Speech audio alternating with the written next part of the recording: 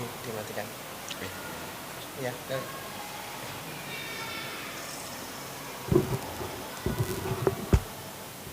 Assalamualaikum warahmatullahi wabarakatuh. Innal hamdalillah nahmaduhu wa nasta'inuhu wa nastaghfiruh wa na'udzu billahi min shururi anfusina wa min sayyiati a'malina may yahdihillahu fala mudhillalah wa may yudlilhu fala hadiyalah. Asyhadu an la ilaha illallah wahdahu la syarikalah wa asyhadu anna Muhammadan abduhu wa rasuluhu la nabiyya wa la rasula ba'da. Allahumma salli ala Muhammad wa ala ali Muhammad kama sallaita ala ali Ibrahim innaka Hamidum Majid wa barik ala Muhammad wa ala ali Muhammad kama barakta ala ali Ibrahim innaka Hamidum Majid.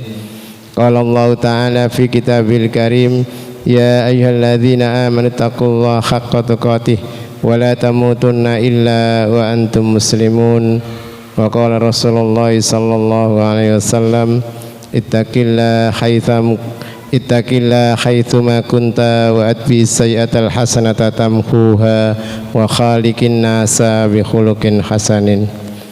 Alhamdulillah, marilah kita ucapkan rasa puja dan puji syukur kehadirat Allah Subhanahu wa taala, yang mana pada malam hari ini kita masih diberikan oleh Allah nikmat yang begitu banyak, nikmat kesempatan, nikmat kesehatan, kesempatan kita bisa sholat berjamaah maghrib, dan kesempatan kita bisa thalabul ilmi pada malam hari ini. Ini adalah satu karunia yang sangat besar yang diberikan kepada kita semua yang hadir di majelis ini. Mudah-mudahan ini sebagai bentuk syukur kita kepada Allah Subhanahu wa taala. Bapak dan ibu-ibu, pada malam hari ini seperti biasa kajian tafsir Al-Quran Surat Al-Baqarah bersama Ustadz Anas Hadi Waseto. Langsung saja saya serahkan waktu dan tempat kepada Ustadz Anas Hadi Waseto. Tafadhol.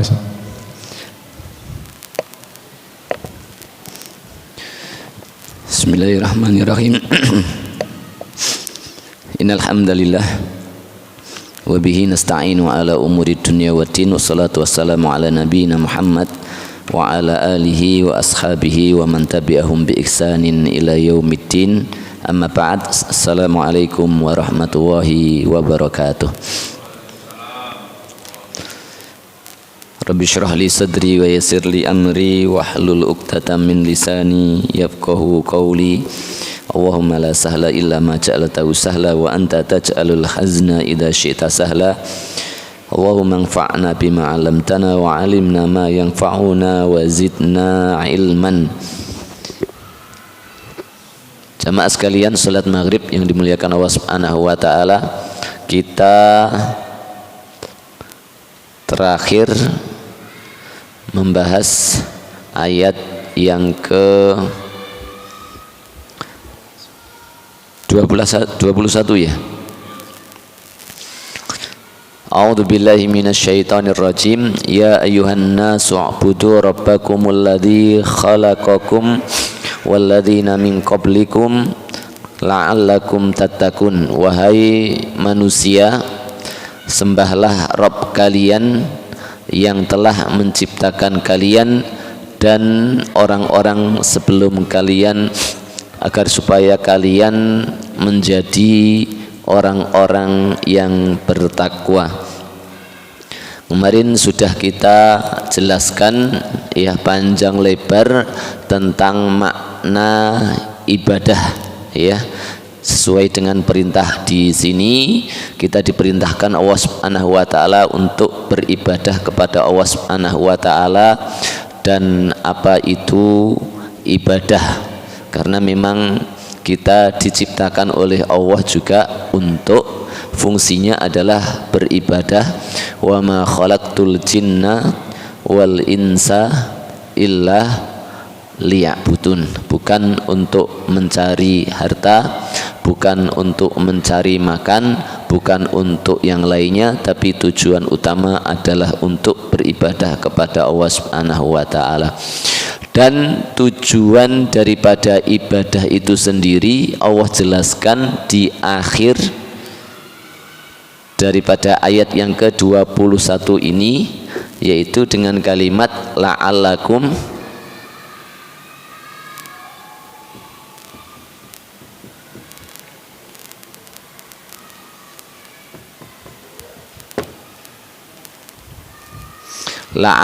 tattaqun, agar supaya kalian menjadi orang-orang yang bertakwa. Dengan mengetahui tujuannya ini, maka kita akan tahu kenapa Allah Subhanahu wa taala menyuruh kita beribadah kepadanya. Kita akan tahu betapa besarnya kasih sayang Allah Subhanahu wa taala kepada kita. Kita akan tahu bahwa ternyata perintah Allah untuk agar supaya kita beribadah kepadanya itu bukan kembali kepada Allah Subhanahu wa taala secara manfaatnya, tetapi adalah kepada kita, sehingga ihsannya Allah Subhanahu wa taala itu sempurna kepada makhluknya. Apa ihsan kemarin?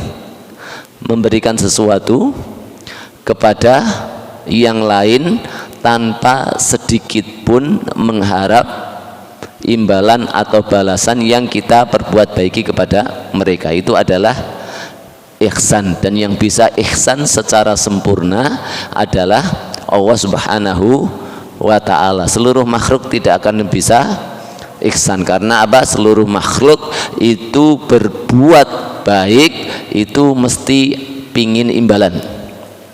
Kalau orang ikhlas mesti berbuat baiknya pingin imbalan. Imbalan apa? Surganya Allah Subhanahu wa taala, ridhonya Allah Subhanahu wa taala. Tapi kalau Allah berbuat baik kepada kita, apa yang diingini Allah dari kita? Apa manfaat yang diambil dari kita? Enggak ada sama sekali, ya. Karena apa? Allah tidak butuh kita. Allah Subhanahu wa taala adalah maha segalanya. Maka kita pelajari di sini fungsi daripada la'allakum tattaqun akan mengajarkan kepada kita hal-hal tersebut. Makna daripada tattaqun di sini itu mengandung dua makna. Yang pertama adalah la'allakum tattaqun, agar supaya kalian terjaga, agar supaya itakoyataki itu terjaga atau menjaga, wattaqun nar, dan jagalah diri kalian dari api neraka.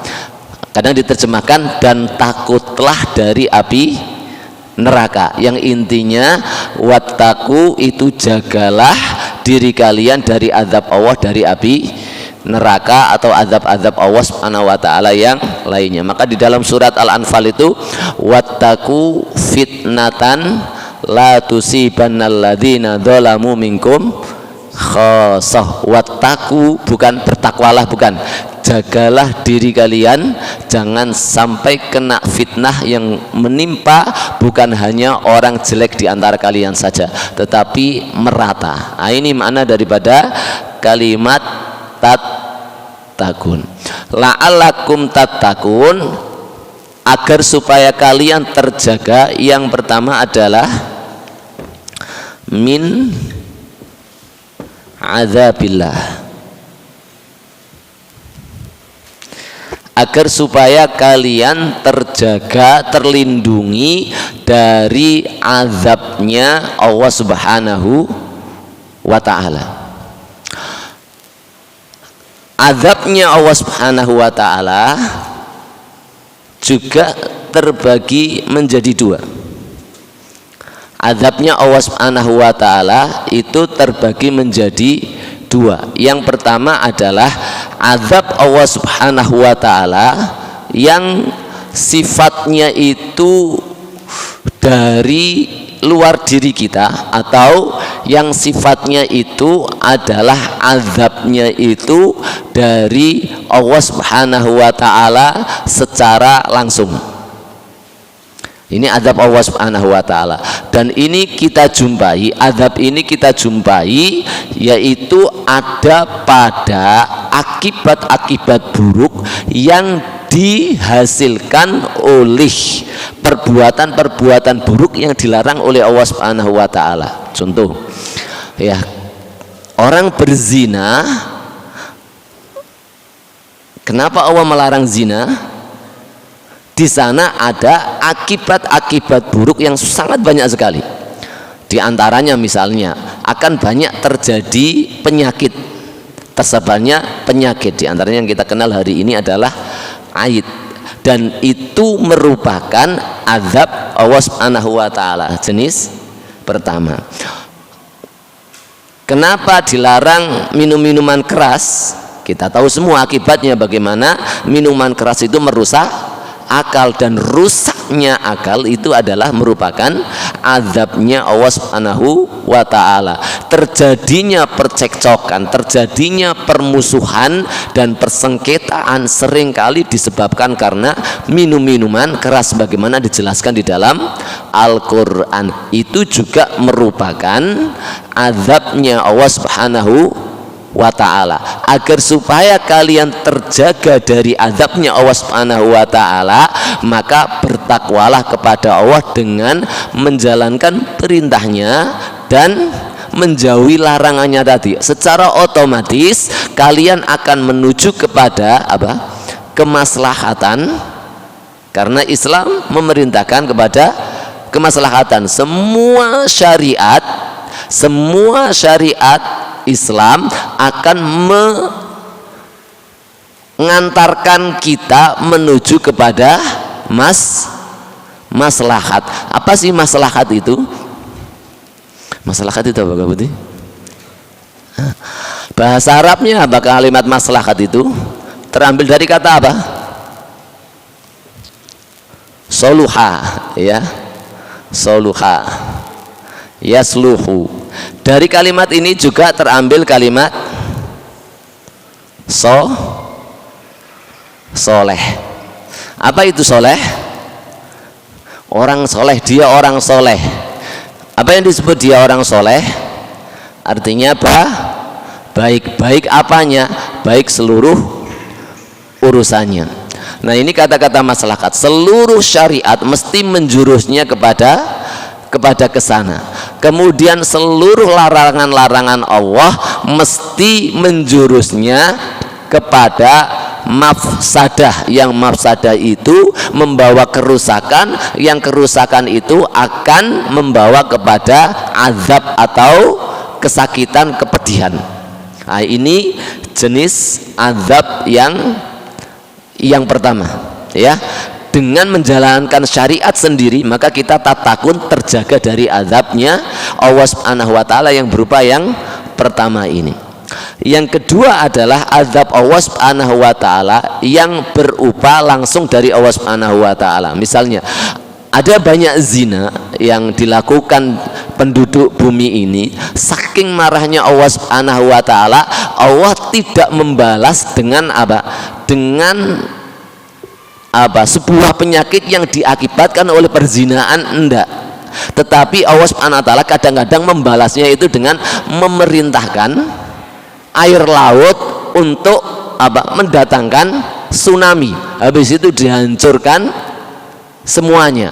Allah Subhanahu wa ta'ala ya ketika melihat kaum-kaum yang lainnya, ada yang didatangkan angin, ada yang didatangkan petir, ya, dan yang lain-lainnya. Ini jenis azab yang kedua, termasuk diantaranya adalah azab neraka jahanam nanti yang akan mereka dapatkan. Kalau azab yang ini, maka orang-orang yang biasanya melakukan kemaksiatan Allah, insya Allah di dalam hatinya akan mendapatkan neraka jahanam. Karena setiap maksiat yang dilakukan mesti mengantarkan hatinya kepada kegalauan, kekhawatiran dan ketakutan. Dan ini yang kesini mengantarkan seseorang kepada azab yang hissi, azab yang nanti kalau di akhirat berupa neraka jahanam. Jadi jenis ini agar supaya kalian terlindungi dari azabnya Allah Subhanahu wa ta'ala. Ini makna tatakun yang pertama. Makna tatakun yang kedua adalah la'allakum sirtum minal muttaqin, supaya kalian menjadi orang-orang yang bertakwa. Menjadi apa? Muttaqin. Menjadi muttaqin yang Allah sebutkan ciri-ciri mereka itu di dalam Al-Quran banyak sekali. Alladzina yu'minuna bil ghaibi wa yuqimuna sholata wa mimma razaqnahum yunfikun. Orang-orang yang memiliki sifat-sifat baik ini sampai wa ulaika humul muflihun. Di ayat yang lain wasari'u ila magfiratin mir rabbikum wa jannatin arduha samawati wal ardu uiddat lil muttaqin alladzina yunfikuna fis sarra'i wadh dharra'i wal kadhiminal ghaidha wal 'afina 'anil nas wa huwa yuhibbul muhsinin walladzina idza fa'alu fakhishatan aw dzalamu anfusahum dzakaru wa fastaghfaru lidzunubihim. Ini ciri-ciri apa? Orang-orang yang muttaqin, supaya kalian karakternya itu ya terbangun sebagaimana orang-orang muttaqin terdahulu, sehingga kalian dengan menjadinya kalian ini sebagai orang-orang muttaqin, kalian akan terselamatkan dari azabnya Allah Subhanahu wa ta'ala baik di dunia maupun di akhirat. Nah, inilah makna la'allakum tattaqun. Bisa dipahami ini? Nah, kalau kita memahami konsep ini, kita barulah akan mengetahui bahwa besarnya kasih sayang Allah Subhanahu wa ta'ala kepada kita. Ketika Allah Subhanahu wa ta'ala menyuruh kita ibadah, ternyata ibadah itu sendiri adalah untuk menyelamatkan kita dari seluruh penderitaan yang akan dijumpai oleh umat manusia ketika sehabis mereka keluar daripada surganya Allah Subhanahu wa ta'ala, yang di surganya itu tidak ada azab-azab yang demikian ini, baik yang dirasakan di dunia maupun nanti di akhirat. Kalau di surga itu kan sudah terlepas dari ini semua, dan itu dilepaskan oleh Allah Subhanahu wa ta'ala dengan kalimat apa? Dengan kunci apa? Al ibadah. Sehingga ya ketika kita tahu hal ini, maka kita tahu bahwa ibadah itu fungsinya, faedahnya adalah kembali kepada diri kita. Satu nikmat ini ya, satu nikmat ini akan kita jumpai di ayat yang ke-21 ini ya. Karena memang Allah Subhanahu wa ta'ala berikan nikmat itu ada dua, nikmat yang batin dan nikmat yang bersifat nikmat zahiriyah. Di ayat yang ke-21 sama ayat yang ke-22 itu Allah Subhanahu wa ta'ala jelaskan kedua nikmat tersebut ya. Yang pertama, Allah berikan nikmat berupa nikmat ibadah yang akan menjadikan kita selamat, yang akan menjadikan kita berkarakter dengan karakter orang baik, yaitu muttaqin yang Allah sebutkan sifat-sifatnya di dalam Al-Quran dan As-Sunnah. Allah Subhanahu wa ta'ala juga di ayat berikutnya sebutkan, dialah Allah yang menyuruh kalian ibadah. Kenapa menyuruh kalian ibadah dan kenapa Allah berhak menyuruh kalian ibadah? Karena dialah alladzi ja'ala lakumul ardha firasyan, menyediakan kalian, menjadikan bumi ini sebagai hamparan. Kalau firas itu asli artinya, kalau di bahasa kita itu artinya kasur, bisa kalian tempati untuk tidur. Itu diibaratkan firasyan itu hamparan yang bisa kalian tempat tinggali. Wassamaa binaan, dan atap itu sebagai langit itu sebagai atapnya. Dan setiap yang di atas kita adalah langit, ya. Bahasa langit itu sama, itu kullu ma fauqana fahuwa sama. Setiap yang di atas kita itu adalah langit. Tetapi langit hakiki itu memang ada, bukan awang-awang ini, bukan, ya. Langit hakiki itu ada, yang dijelaskan oleh Rasulullah bahwa langit itu tingkatannya ada 7 lapis, dan langit itu memiliki pintu dan belum ada yang bisa mengungkap ini, buka langit pertama, buka langit kedua, kecuali para nabi yang sudah menempati tingkatan-tingkatan di langit-langit itu. Di langit pertama ada nabi siapa, kedua ada nabi siapa, ketiga ada nabi siapa. Itu Rasulullah ketika Isra dan Mi'raj itu menjumpai nabi-nabi di tingkatan langit tersebut, dan kita tidak bisa membuktikan kecuali hanya dengan iman kepada Allah dan Rasulnya. Tetapi kalimat langit juga dipakai untuk setiap yang di atas kita itu langit. Makanya di langit-langit ruangan rumah saya itu, bahasa itu juga bisa dipakai.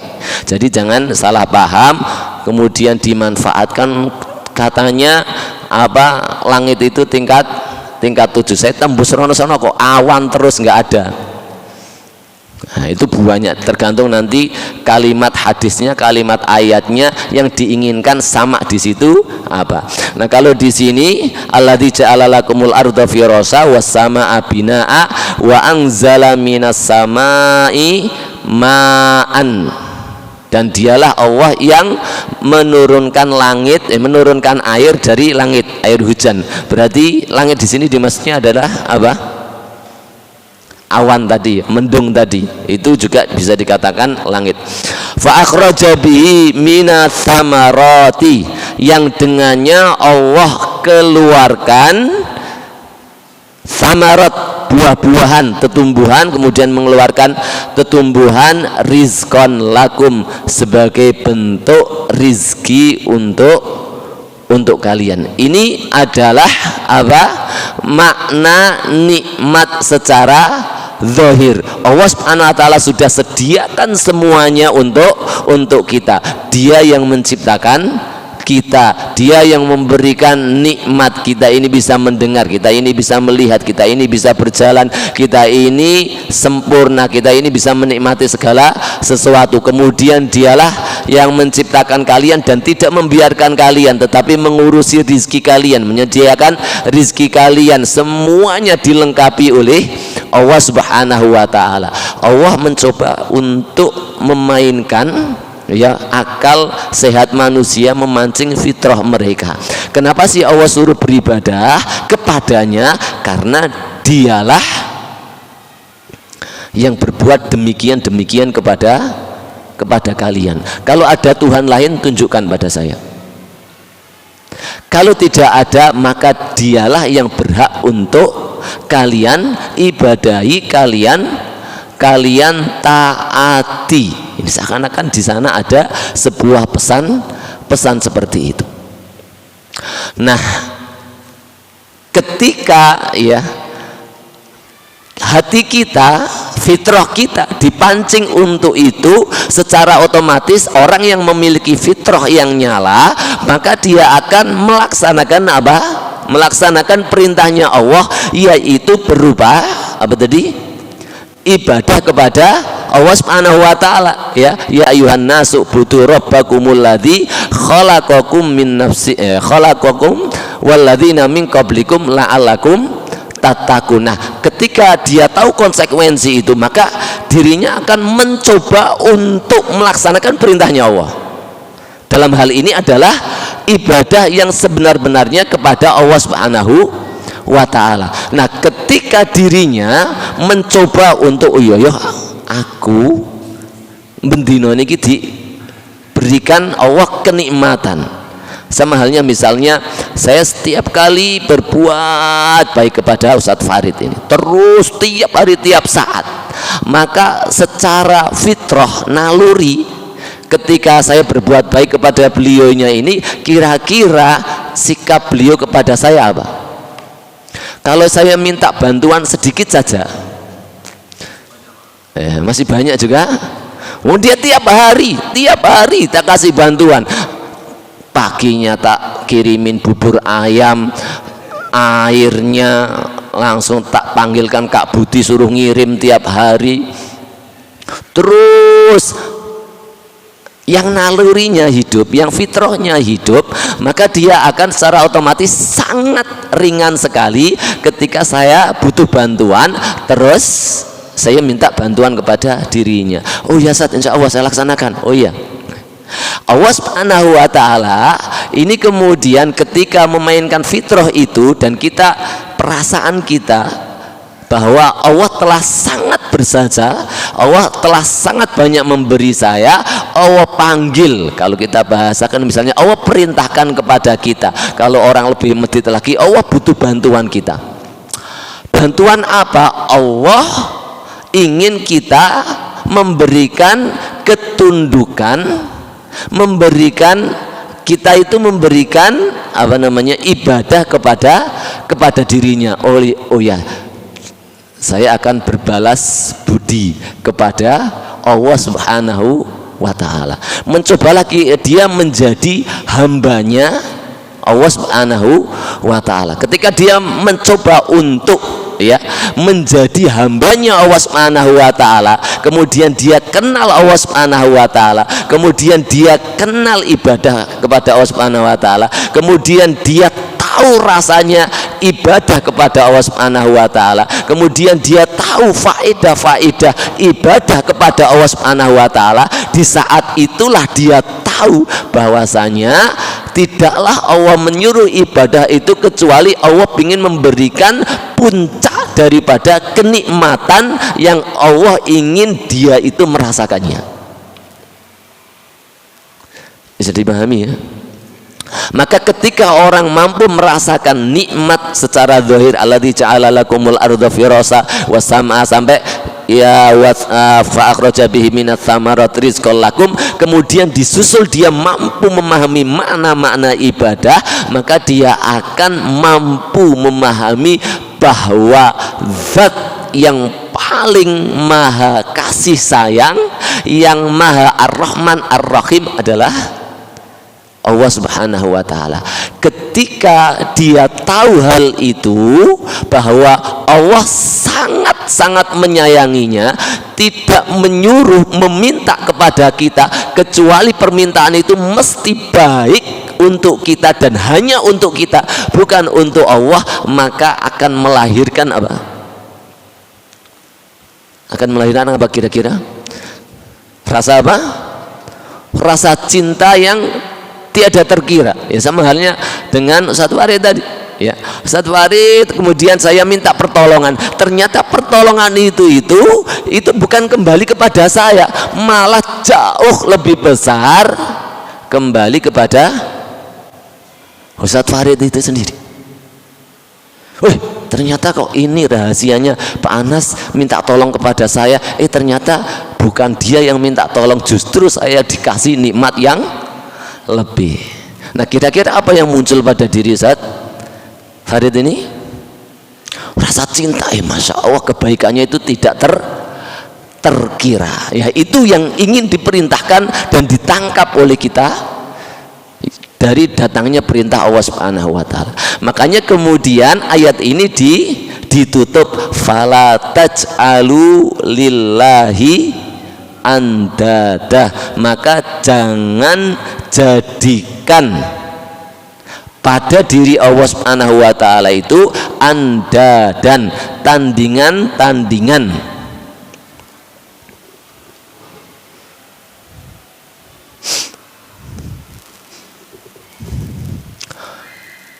Andad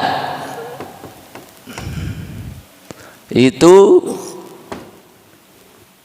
berasal dari bentuk mufradnya adalah nidun, artinya adalah andad, artinya adalah apa? Tandingan. Allah Subhanahu wa ta'ala ya sering kadang bermacam-macam menyebutkan tandingan itu dengan bahasa yang berbeda-beda. Ya, ada dengan kalimat ilahun. Makanya kemudian ditiadakan oleh Allah la ilaha illallah, sama artinya dengan la nidda. Ada kalimat apa namanya, Tuhan-Tuhan selain Allah itu namanya taghut. Kemudian ada juga syarik, apalagi yang sering di Al-Quran. Nah, dengan kalimat-kalimat yang lain. Cuman pembahasan kita di sini pada ayat ini adalah kalimat nidun. Nah, kalimat nidun ini apa? Kalimat bahwa nidun ini adalah sesuatu yang disembah oleh orang, yang sesuatu ini berkaitan dengan sesuatu yang dicintai oleh orang. Setiap sesuatu yang dicintai oleh orang, yang itu lebih dicintai daripada Allah Subhanahu wa ta'ala, maka dia ini menjadi makna nidun. Nanti pengertian taghut ada sendiri, alihah atau ilahun ada sendiri. Kenapa ilah? Nidun ini adalah segala sesuatu yang dicintai melebihi Allah Subhanahu wa ta'ala. Ini kalimat nidun. Makanya kemudian di dalam Al-Quran Allah Subhanahu wa ta'ala sebutkan ayat apa sebelum waladina amanu asyaddu hubbal lillah wa minan nasi mayya'budu min dunillahi wa minan nasi mayyattakhidhu min dunillahi andada. Di antara manusia ada yang mengambil atau menjadikan selain Allah Subhanahu wa ta'ala itu adalah andada. Apa perbuatannya? Yuhibbunahum kahubbillah. Mereka mencintai orang tersebut atau mencintai sesuatu tersebut kahubbillah, sebagaimana mereka mencintai Allah Subhanahu wa ta'ala. Mencintai sesuatu 50%, mencintai Allah 50%, maka dia ini telah menjadikan Tuhan selain Allah atau tandingan selain Allah Subhanahu wa ta'ala. Namanya adalah nidun. Jadi sesuatu yang dicintai melebihi atau sama dengan Allah Subhanahu wa ta'ala. Bisa dipahami makna nidun? Nah, kita mencoba kembali kepada ayat tadi ya. Ketika kita tadi fitrah kita dipancing oleh Allah Subhanahu wa ta'ala, kemudian kita dipahamkan dengan makna ibadah yang kemudian memahamkan kepada kita ternyata Allah itu Maha Ar-Rahman Ar-Rahim, tidak memberi kita, tidak menyuruh kita, mesti semuanya faedahnya kembali kepada kita. Tumbuhlah rasa besarnya cinta kita kepada Allah Subhanahu wa ta'ala. Maka kemudian Allah awas-awas kepada orang-orang yang melanggarnya. Fala taj'alu lillahi andadan wa antum ta'lamun. Sementara kalian tahu Allah perintahkan kalian, Allah beri nikmat kalian, tidaklah Allah suruh kalian beribadah itu kecuali untuk maslahat kalian. Justru yang membuat begitu harusnya kalian betul-betul cinta kepadaku. Kenapa kalian lebih cinta kepada yang lainnya? Kenapa kalian lebih mengedepankan cintamu pada hawa nafsumu? Kenapa cintamu lebih besar pada keluargamu, pada pekerjaanmu? Kepada itu semuanya mengalahkan cintamu padaku. Fala taj'alu lillahi anda dan wa antum ta'lamun, dan kamu tahu itu. Nah, ini makna yang dikandung di dalam ayat yang ke-22. Tapi bisa dipahami? Ada pertanyaan? Nah, lanjut dulu ya. Wa in kuntum fi raibin mimma nazzalna ala abdina fa'tu bisuratin mim mithlihi wad'u syuhada'akum min dunillah in kuntum shadiqin. Wa in kuntum, dan jika kalian semuanya, baik orang kafir, orang-orang yang suka ngeyel, orang-orang yang tidak percaya sama Al-Quran, orang-orang yang setengah percaya setengah tidak, alias ragu-ragu yang sudah disindir di dalam ayat yang pertama, la raiba fi, sudah ditegaskan masih ragu-ragu semua dengan penjelasan-penjelasan hal ini semua. Wa in kuntum fi raibin mimma nazzalna ala abdina, yang telah terhadap sesuatu atau apa-apa yang telah kami turunkan kepada hamba kami. Fa'tu bisuratin mim mithlih, maka datangkan satu surat semisal Al-Quran ini. Ini dikatakan oleh para ulama sebagai ayatut tahaddi. Saya hapus ini ya.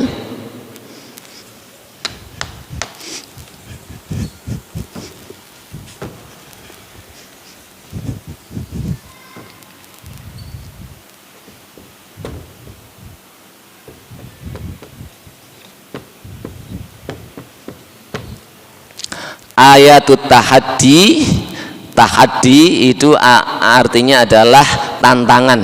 Tahadda ya tahadda artinya menantang. Ayat tantangan, tantangan kepada siapa? Kepada semuanya saja yang ngeyel, yang ragu-ragu, yang tidak percaya atau yang setengah percaya, semuanya saja.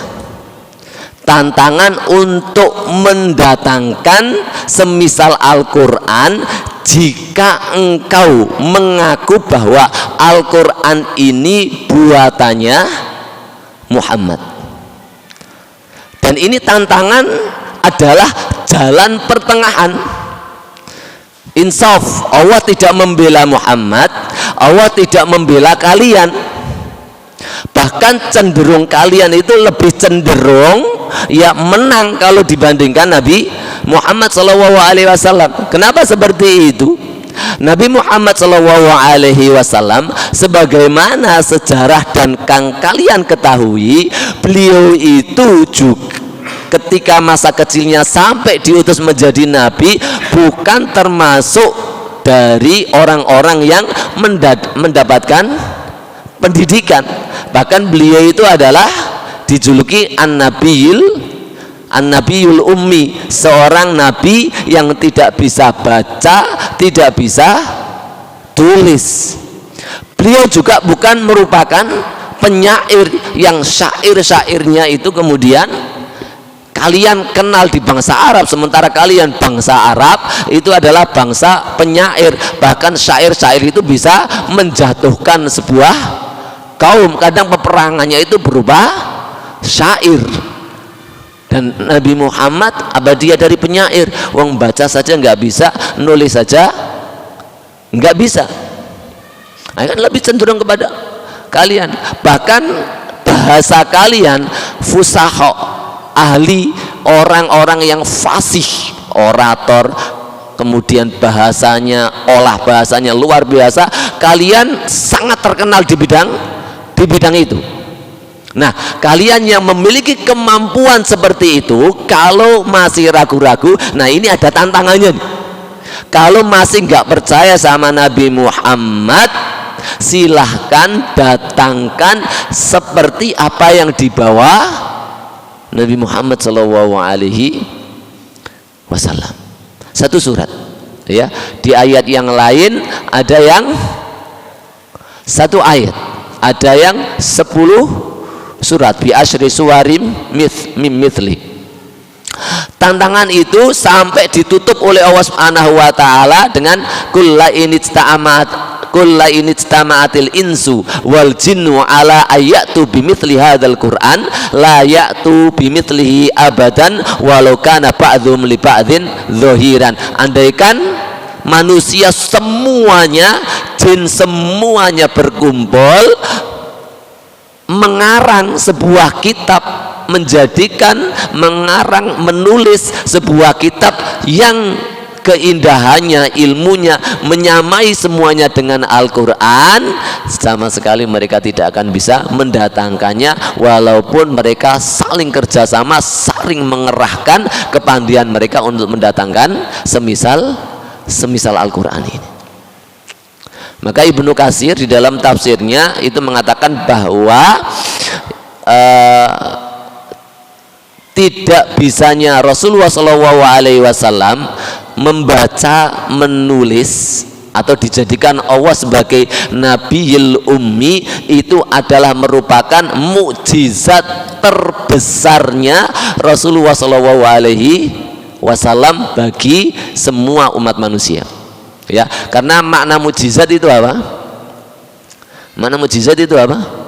Dari kalimat ajaza yu'jizu yang artinya melemahkan.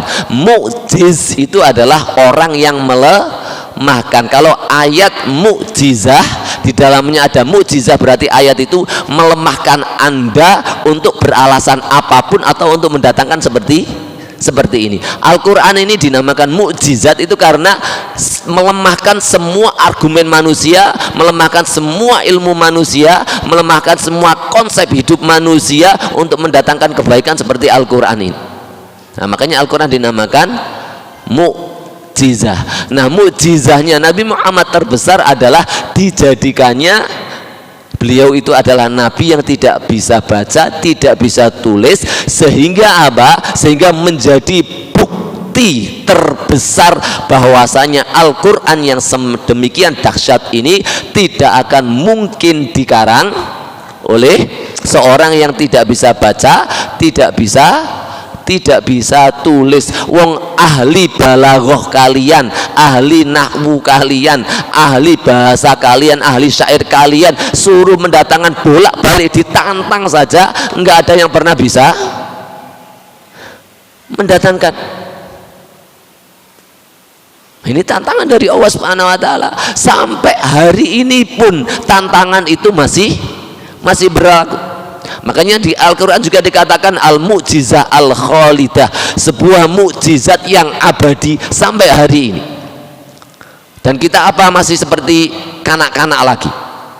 Ya, kita ini di hadapan kita kadang iman saya pingin kandel ya Allah, tapi pingin niru seperti Bani Israel. Bagaimana Nabi Musa, Nabi Isa, tolong tunjukkan kepada saya biar iman saya ini kuat. Gimana menghidupkan orang mati, gimana saya ini bisa makan tanpa harus kerja, piye makanan itu turun dari langit, insya Allah setelah itu iman saya akan kuat. Nah, ini kan orang-orang terdahulu minta mukjizatnya seperti itu. Seperti Nabi Muhammad juga pada waktu berdakwah dimintai oleh Abu Sufyan, bagaimana engkau nabi, kalau kau nabi turunkan mukjizat emas turun dari langit. Nah, ini kan seperti anak-anak. Coba jenengan kalau mintai anak-anak, kamu Abi, anggap kamu pahlawan, itu Abi kalau bisa apa? Abi bisa kayak seperti Superman, bisa mumbul. Nah, itu khayalannya anak-anak. Orang hebat itu bisa mumbul. Abi kalau ini pantas Abi jadi hulek deh. Kalau jadi hulek Abi orang terhebat. Abi jadi hulek. Masya Allah. Dan itu dikatakan oleh Said Qutb di dalam tafsir fi Dhilalil Qur'annya. Hari ini itu orang itu banyak yang masih kanak-kanak, tetapi orang yang otaknya main, para ilmuwan akan betul-betul mengakui dan mereka akan meminta mukjizat secara ilmiah, dan itu dijawab oleh Al-Quran semua. Maka mereka akan tahu bahwa mereka tidak akan butuh lagi mukjizat yang lain seperti bisa terbang, bisa macam-macam. Mereka cukuplah Al-Quran ini sebagai mukjizat bagi diri saya. Makanya orang beriman itu kalau turun ayat kepadanya, makanya dia zadathum imana, imannya akan bertambah. Dinamakan ayat itu ayat karena ayat itu adalah, artinya apa ayat itu? Tanda. Tanda apa? Tanda kekuasaan Allah Subhanahu wa ta'ala. Di setiap tanda, di setiap yang kita baca ini ada tanda secara ilmiah, secara balaghah, secara bahasa, ada tanda yang menunjukkan bahwa Allah Subhanahu wa ta'ala itu adalah ilah yang berhak untuk disembah. Wad'u syuhada'akum min dunillah, panggillah orang-orang pakar-pakar kalian, penolong-penolong kalian, rakyat kalian, pokoknya semuanya kumpulkan, panggil semua selain Allah Subhanahu wa ta'ala, in kuntum shodiqin, kalau kalian memang jujur bisa mengalahkan Al-Quran ini, dan kalian jujur bahwa Nabi Muhammad ini memang nabi palsu, silakan buktikan. Tapi fa'ilam taf'alu, ditutup walan taf'alu, kalau kamu nggak bisa dan tidak akan mungkin bisa. Adzan ya. Baik. Beri adzan dulu. Setelah adzan masuk sesi tanya jawab. Monggo adzan bagi bapak yang hadas, monggo dipersilakan untuk bersuci.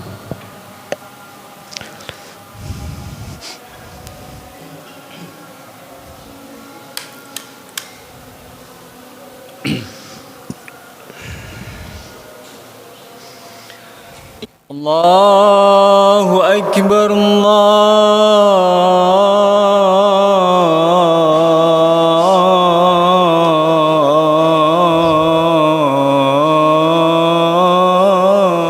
Akbar.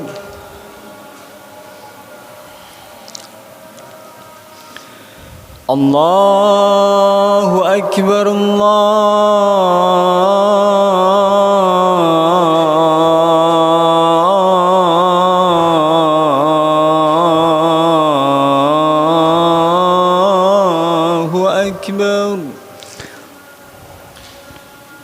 Asyhadu an la ilaha illallah.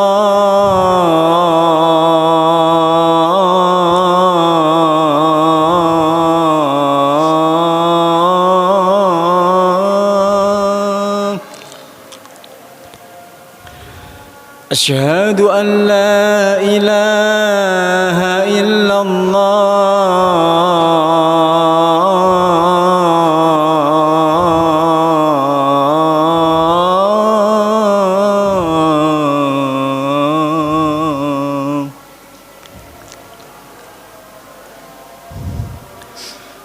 أشهد أن محمدًا رسول الله.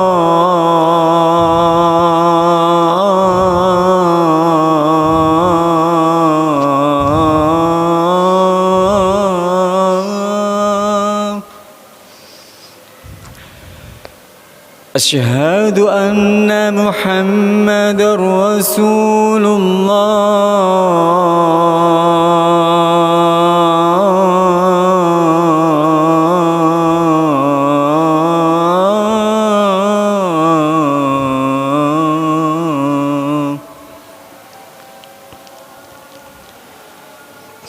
حي على الصلاة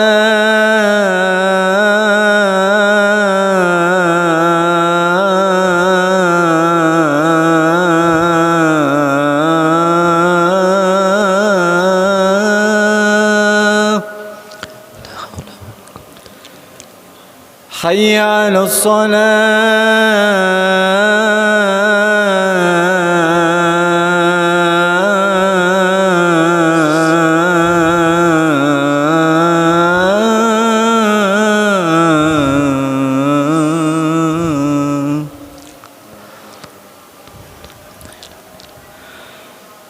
حي على الفلاح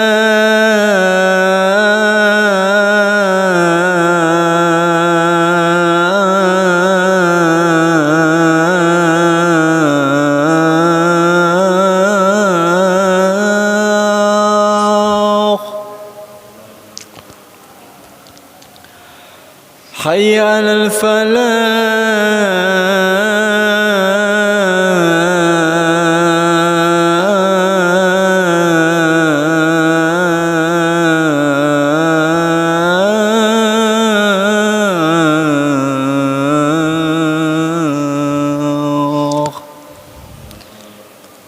الله أكبر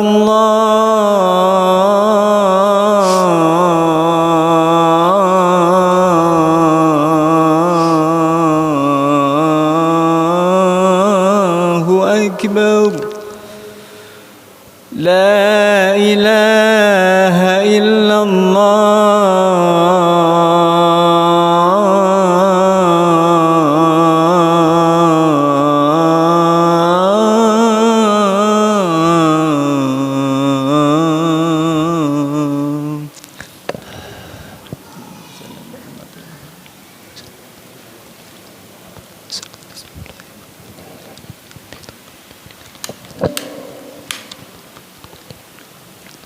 Acara saya buka kembali bagi bapak-bapak dan ibu-ibu atau saudara-saudara yang mau bertanya, monggo.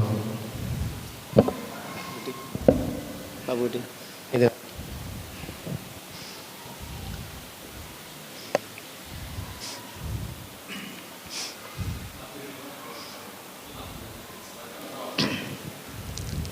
Assalamualaikum warahmatullahi wabarakatuh. Waalaikumsalam warahmatullahi wabarakatuh. Bismillahirrahmanirrahim.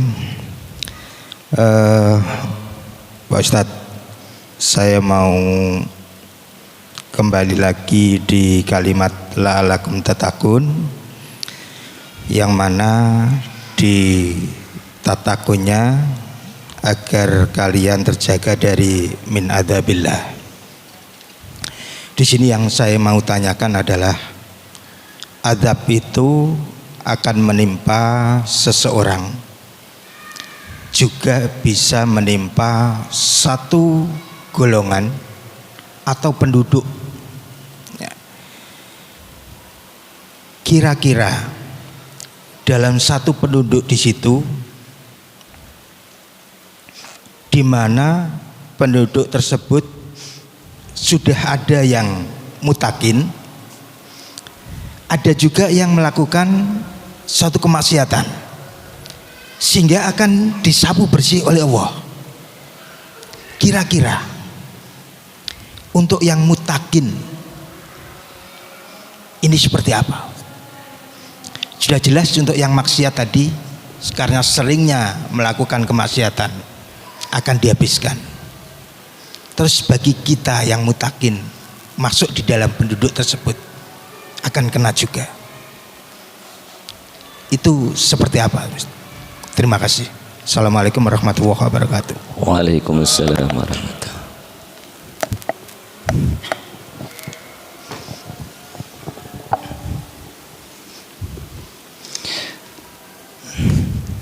Jadi kita kembali kepada tadi ya, salah satu jenis daripada azab Allah Subhanahu wa taala. Yang pertama tadi ada azab yang bersifat dari dalam diri berupa akibat daripada maksiat-maksiat atau dosa yang dilakukan hamba. Yang kedua adalah yang ditanyakan pada bapak penanya ini adalah azab yang merata, padahal dia adalah termasuk orang-orang yang memiliki sifat mutakin. Kenapa kena azab? Jawabannya ya banyak di dalam Al-Quran itu ya, orang-orang yang memiliki sifat mutakin itu dia memiliki dosa yang namanya acuh tak acuh ya, atau tidak peduli kepada kemaksiatan yang dilakukan di sekitarnya ya. Dan rata-rata ayat-ayat Al-Quran dan ayat-ayat atau hadis-hadis Rasulullah SAW itu yang Allah meratakan azabnya itu adalah sebuah kaum yang di dalamnya walaupun ada orang yang mutakin atau orang yang soleh, tetapi orang soleh itu sudah tidak melakukan amar ma'ruf nahi mungkar lagi. Maka di saat itulah kemudian Allah baru akan meratakan azabnya. kalau masih ada orang-orang yang beramar ma'ruf nahi mungkar di dalamnya, maka Allah Subhanahu wa taala tidak akan meratakan adabnya, atau bisa jadi Allah meratakan adabnya tapi setelah mengeluarkan orang-orang yang menyelamatkan, orang-orang yang suka memberikan peringatan amar ma'ruf nahi mungkar. Makanya di dalam Al-Quran mengatakan fa'anjainal ladzina yanhauna anisu. Jadi Bani Israel itu kan ada 3 jenis ya dosa yang mereka lakukan. Ada 3 jenis kaum. Yang pertama ini adalah orang yang selalu melakukan dosa-dosa besar. Yang kedua ini adalah orang yang soleh tetapi tidak memperingatkan atau tidak peduli terhadap mereka. Yang satunya ini adalah sebuah kelompok yang suka mencegah dari perbuatan kemungkaran ini. Ini 3 kelompok. Nah, Allah Subhanahu wa taala ya sebelum mengadab mereka itu sampai karena seringnya ini memperingatkan ini itu sampai berkomentar, lima ta'iduna qaumanillahu muhlikuhum au mu'adzibuhum adzaban syadida. Kamu apa enggak bosen toh ngasih tausiah wong sing wis koyo mengkono gak bakal balik, mesti Allah itu akan mengadab mereka. Wis ora usah diurusi wong-wong nunggu iku. Ini perkataan yang tengah ini ya, kepada siapa? Kepada orang yang selalu memperingatkan. Maka yang tengah ini menjawab qalu ma'dziratan ila rabbikum. Mereka kalau mereka nggak punya harapan untuk taubat, minimal itu alasan di hadapan Allah bagi saya bahwa saya telah memperingatkan mereka. Wala allahum yataun, bisa jadi di antara mereka masih ada yang ingin taubat. Nah, ayat itu kemudian ditutup, kami mengazab mereka semua, kemudian fa'anjainal ladzina yanhauna anisu. Dua-duanya ini diazab oleh Allah Subhanahu wa taala dan dia selamatkan yang mencegah dari kemungkaran. Maka di dalam hadis ya Rasulullah SAW menyebutkan Allah Subhanahu wa taala mengutus malaikat azab untuk mengadab sebuah kaum. Ternyata di sana itu dijumpai ada orang yang sangat soleh, malamnya full qiyamul lail, siangnya puasa, pokoknya dia tinggal di tempat ibadah. Kalau kita tinggal di masjid lah, kalau mereka namakan adalah saumaah, ya tinggal di saumaahnya, di dalam gerejanya. Kalau orang Nasrani sekarang selalu beribadah kepada Allah Subhanahu wa taala. Malaikat itu pun balik, malaikat azab itu membalik, ya Allah inna fiha ibaduka soleh, sesungguhnya di desa itu ada hambamu yang soleh, saya tidak berani mengadab. Maka kemudian datang perintah Allah, kalau begitu mulailah adabnya dari dia. Kenapa kok seperti itu? Karena dia tidak memperingatkan kaumnya untuk meninggalkan perbuatan yang itu. Nah, biasanya dari ayat-ayat hadis-hadis yang semuanya Allah mengadab secara umum itu dikarenakan keumuman masyarakat itu telah meninggalkan amar ma'ruf nahi mungkar atau saling nasihat menasihati. Wallahu a'lam bishawab. Matan mana? Ada lagi? Monggo. Satu lagi pertanyaan. Monggo. Bismillahirrahmanirrahim. Mau tanya Ustadz masalah ketakwaan tadi ya. Bagaimana sih gambaran orang itu bisa disebut sebagai orang la'allakum tattaqun, atau disebut orang itu benar-benar bertakwa gitu loh. Dan yang saya mau tanyakan lagi, ini bukan cerita saja tapi ini nyata apa yang pernah saya alami. Saya memiliki teman, bisa dibilang teman itu saya pandang soleh, bahkan ketika saya melakukan hal-hal yang kesalahan dosa atau gimana itu ditegur, bahkan ditausiai. Ibadahnya oke, sholatnya oke, tahajudnya oke, tapi kenapa dia nggak kuat imannya ketika dengan wanita gitu loh.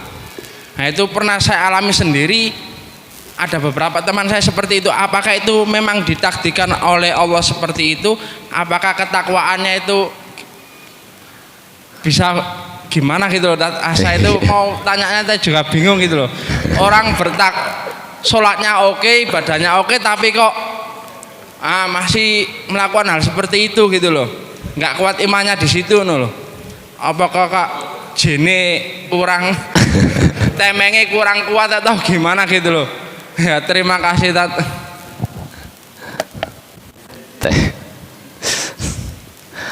Jazakumullah khair. Untuk pertanyaan yang pertama, mungkin kalau si penanya hadir di sejak tafsir yang pertama, insya Allah sudah bisa mengetahui, karena di awal sudah disebutkan ya, alif lam mim dzalikal kitabu la raiba fihi hudan lil muttaqin. Siapa itu orang-orang yang bertakwa? Allah sebutkan ciri-cirinya. Di ayat yang lain juga banyak yang saya sebutkan tadi, alladzina yunfikuna fis sarra'i wadh-dharra, suka infak baik di kala lapang maupun di kala sempit. Fisarra wadh-dharra wal kadhimina al-ghaid, orang mempengan, orang bertakwa gitu orang gampang mempeng, bahkan gak iso mempeng. Bahkan diceritakan Nabi Zulkifli itu semasa hidupnya itu gak iso mempeng ya, dipancing apa baik gak iso mempeng, bahkan iblis turun sendiri untuk mancing agar supaya marah pisan bae marah gak iso marah. Wal kadhiminal ghaidha wal afina anin nas, suka memaafkan manusia. Il alladzina idza fa'alu fahisatan, kalau berbuat dosa langsung beristighfar. Itu ciri-ciri mutakin yang telah banyak kita jelaskan kalau bisa dilihat LKI-nya lagi di YouTube-nya biar channelnya tambah nambah, dan jangan lupa like and share. Kemudian yang kedua adalah pertanyaannya perlu kita pahami ya semuanya tadi, makanya saya terangkan makna tatakun itu perlunya untuk kita memahami secara dasar bahasanya. Apa sih makna itako yataki, dan seperti halnya soleh, apa sih makna soleh itu? Soleh itu kan dari kata-kata soluha yasluhu. Itako juga sama, itako yataki dari kalimat itako yataki itu yang artinya adalah menjaga. Jadi kalau ada orang disebut mutakin itu dalam tanda kutip apa? Dalam tanda kutip dia mutakin di sisi mana? Misalnya masalah harta, maka mutakinya adalah alladzina yunfikuna fisarra'i wadh-dharra. Ketika dia tergoda wanita, berarti dia nggak bisa disebut mutakin dalam masalah wanita, berarti dia nggak mutakin kalau dalam masalah wanita ini. Kalau orang semuanya kok bisa menjaga, maka itulah yang takwanya sempurna. Nah, bisa dipahami. Begitu juga dengan soleh. Soleh itu artinya apa toh? Baik. Jangan digambarkan pokoknya yang sholatnya di masjid terus 5 waktu, kemudian sholat sunnahnya oke, tahajudnya oke, orang soleh. Yaitu orang soleh dalam sholatnya. Nah tapi kalau dia namperan wong widok istrinya, berarti dia bukan suami yang soleh. Dia soleh saat sholatnya, dia sholatnya baik, bahasa Arabnya adalah soleh, tapi sebagai suami dia bukan soleh. Jadi dipahami dari kalimat ini, sehingga yo orang mutakin kok iso tergoda, di saat tergoda itu tidak jadi mutakin. Makanya Rasulullah SAW itu bersabda, la yazni zani wa huwa mu'min. Tidak akan mungkin berzina, orang yang berzina itu tidak akan mungkin berzina di saat dia seorang mukmin. Kalau imannya kuat enggak mungkin dia berzina ya. Di saat berzinanya lah imannya itu lagi anjlok. Tapi bisa jadi dia jadi mukmin lagi. Nah kalau dia taubat, imannya kencang, taubatnya diterima Allah, maka dia menjadi mukmin kembali. Wallahu a'lam bishawab. Bukan dimasuki oleh jin atau jinnya lebih kuat ya. Jin itu lemah ya. Inna kaida syaitani kana dha'ifa, maka setan itu sangat lemah. Barakallahu fikum. Saya tadi ya jawabannya Ustadz. Sebelum acara kajian ilmu kita tutup, marilah kita tutup dengan bacaan hamdalah dan doa kafaratul majelis. Alhamdulillahirabbil alamin. Subhanakallahumma bihamdika asyhadu an la ilaha illa anta astaghfiruka wa atubu ilaik. Dari saya sebagai pembawa acara, kalau ada kata-kata yang kurang berkenan, saya mohon maaf yang sebesar-besarnya. Akhirul kalam. Assalamualaikum warahmatullahi wabarakatuh.